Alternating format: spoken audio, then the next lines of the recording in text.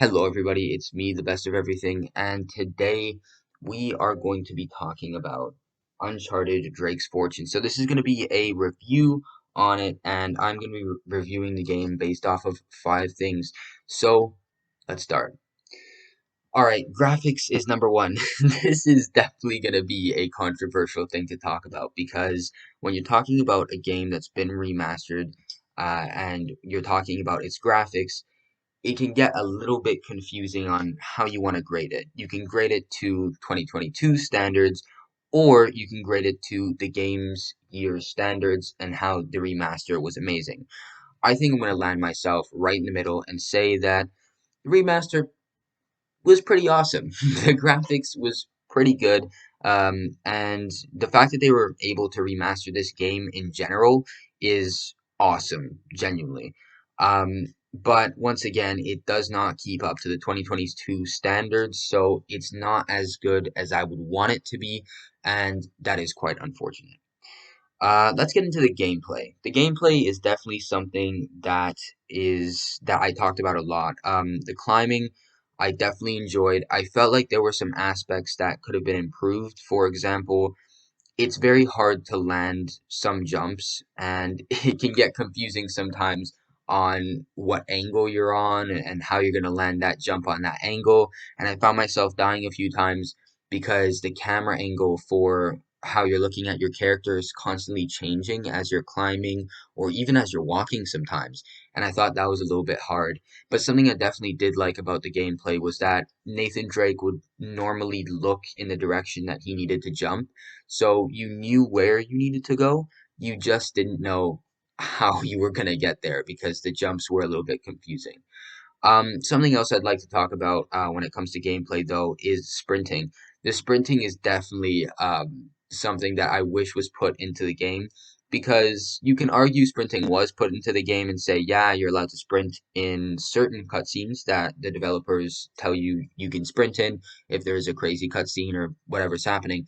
But for the most part, you're in a walk, kind of semi sprint, not that fast jog kind of uh, setting for most of the game, which is kind of unfortunate because there's certain places where I just want to bolt.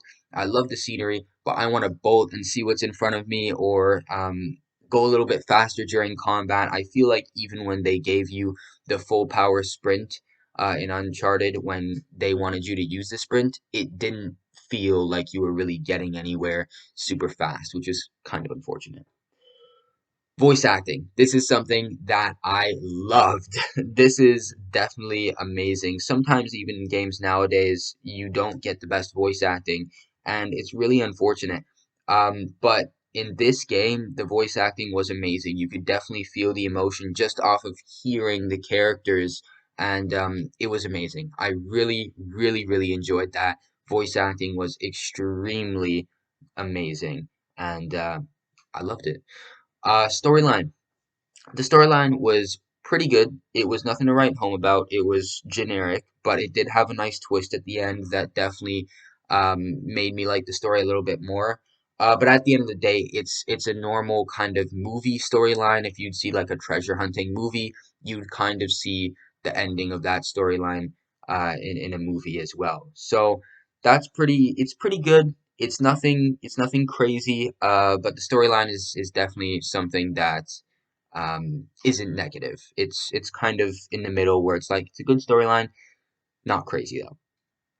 The last thing that we're going to be talking about here is opponents and extra game options. So these are kind of two in one because I didn't want to do a sixth one, so I just thought let's put both of them in five.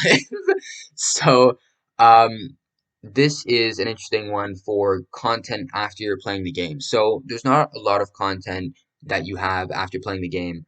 I thought there was pretty much none actually when I finished the walkthrough of the game. I went back and I was like, oh wow, there's no real content. You kind of just play the game over and over again, and that's what Drake's Fortune is. But I was actually wrong. There is some content. It's not the best, but there is 60 different treasures you can find. There is a hidden relic as well that you can find, which is interesting. And the motivation that you kind of have to get those things is not, oh, I want to find all the treasures because I just kind of want to say I found them. Well, I mean, it could be. If you're kind of a grinding player and you want to get all the treasures, it could be that too. But for me, my kind of inspiration and what I'm doing right now actually is I'm trying to get all the treasures and the relics because I want to get all the outfits. And this is something that I wish I knew earlier while doing the walkthrough.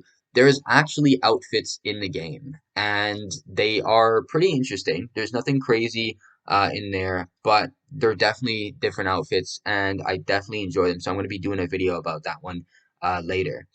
But I gotta say, out of five, I would give Drake's Fortune a 2.3. Now I know that's going to surprise some people because I really loved the game in the walkthrough. And it wasn't just me sounding like I loved the game. I genuinely loved the game.